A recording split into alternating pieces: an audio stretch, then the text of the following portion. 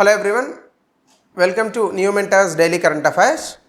So మీరు కంగారు పడద్దు, నేను ఇలా కూర్చొని వీడియోస్ చేస్తున్నానని. బికాజ్ మనకి క్లాసెస్ కొంచెం ఎక్కువగా ఉండడం వల్ల డిజిటల్ బోర్డ్ ఖాళీగా లేదు. ఒక 2-3 డేస్ ఇలా జరుగుతుంది. Again will come back to the digital board. Okay, so don't worry at all. So చాలామంది మెసేజ్లు పెట్టారు దానికోసం.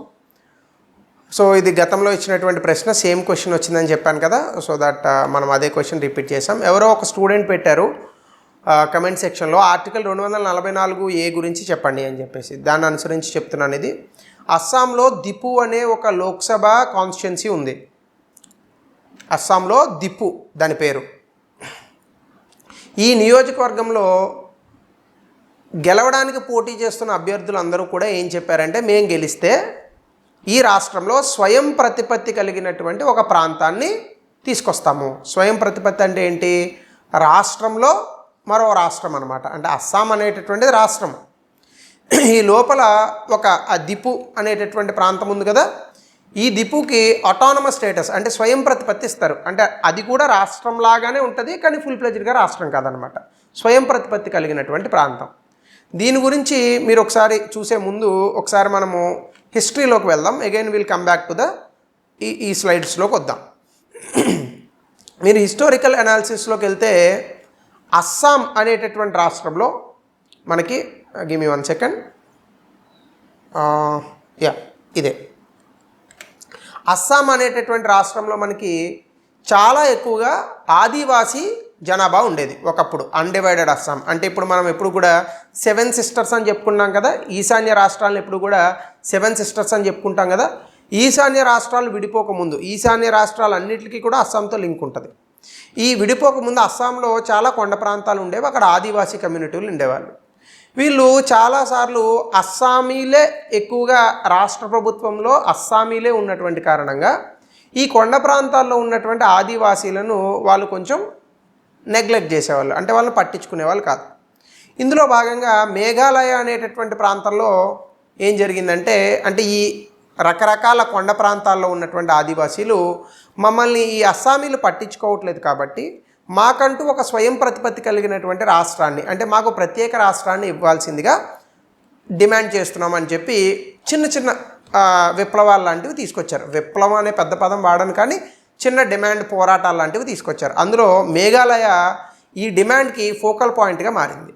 అయితే 1972లో దీన్ని గ్రహించినటువంటి భారత ప్రభుత్వం మేఘాలయకి రాష్ట్ర హోదాని కల్పించింది. ఆ సమయంలో ఈ మేఘాలయ, అస్సాం ఉన్నటువంటి ప్రాంతంలో కార్బీ ఆంగ్లాంగ్ అలాగే చచ్చర్ కొండలు ఈ 2 ఉన్నాయి. ఈ 2 కొండలు ప్రాంతాల్లో ఉన్నటువంటి కొంతమంది నాయకులు కూడా ఈ ఎజిటేషన్లో పాల్గొన్నారు.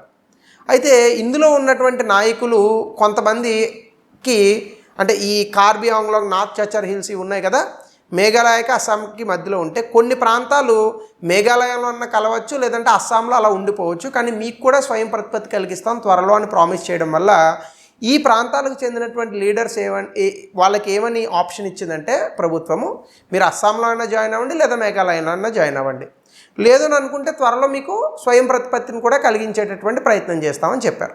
అయితే 1980 వచ్చేటటువంటి సమయానికి ఏం జరిగిందంటే, మాకు కూడా స్వయం ప్రతిపత్తి కావాలి అని ఇక్కడ ఉన్నటువంటి ఇందాక చెప్పినటువంటి లీడర్సు ఇంకా కొంతమంది కలిసి 1980లో ముఖ్యంగా కార్బీ ఆంగ్లాంగ్ అనేటటువంటి ప్రాంతంలో కార్బీ గ్రూప్ అని ఒకటి పెట్టి ముందుగా పీస్ఫుల్ మూమెంట్ చేశారు, శాంతియుతంగా చేశారు. కానీ తర్వాత కాలంలో అది కొంచెం గన్లు ఇటువైపు వెళ్ళిపోయింది అనమాట. అంటే నక్సలిజం మాదిరిగా సెపరేటిస్ట్ మూమెంట్ అయిపోయింది.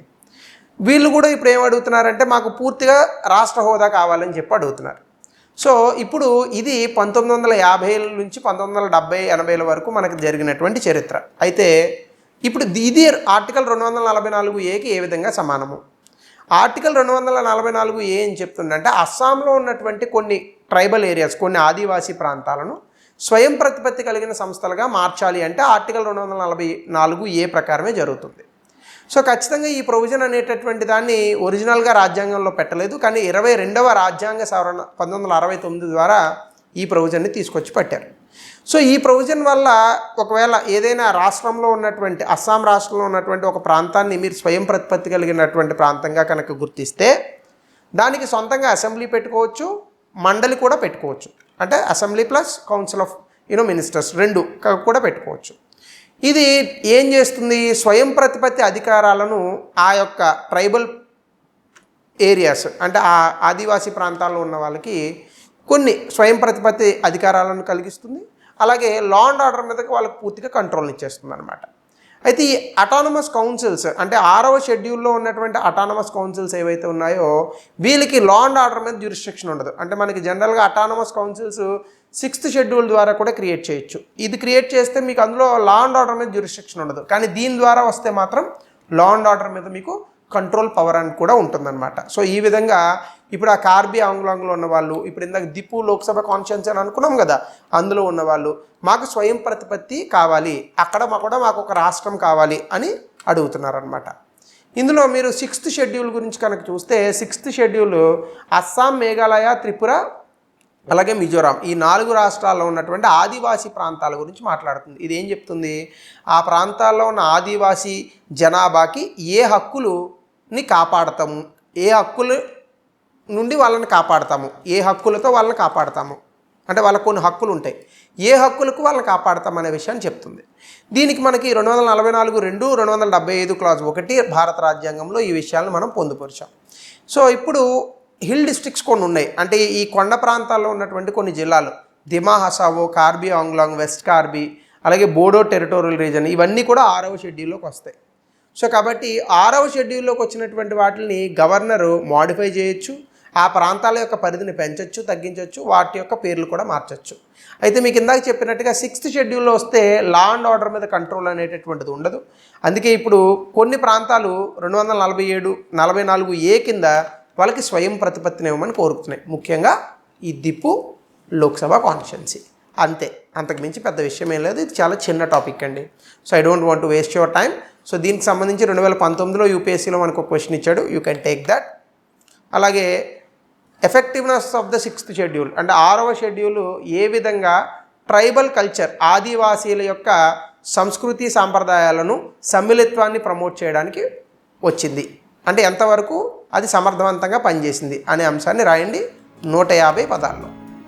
సో ఇది ఈరోజు టాపిక్. మరో కొత్త టాపిక్తో విల్ మీట్.